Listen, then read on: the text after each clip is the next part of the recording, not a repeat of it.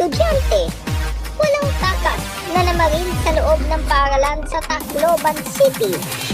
3 ang patay at 7 ang sugatan.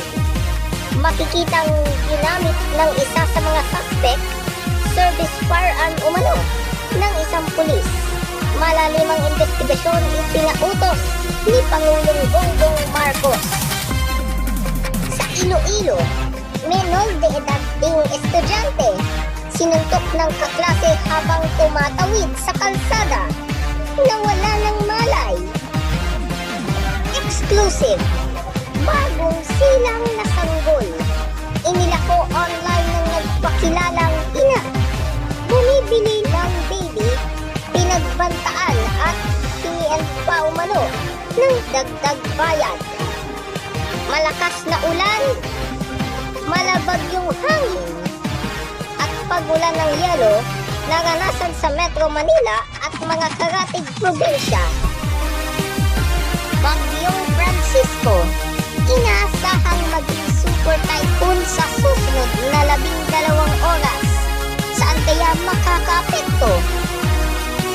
Sa nalalapit na pagsisimula ng impeachment trial ni Vice President Sara Duterte, surprise witnesses, papayagan ba ng Senate Impeachment Court? At tambalang kapit ni na Caprice Cayetano at Hit Cornales nagpakilig sa inaabangang world premiere ng You're My Favorite Song.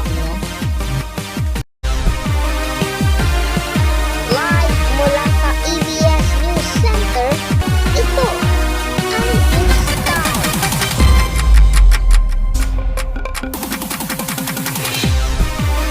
Magandang gabi po, Luzon, Visayas at Mindanao.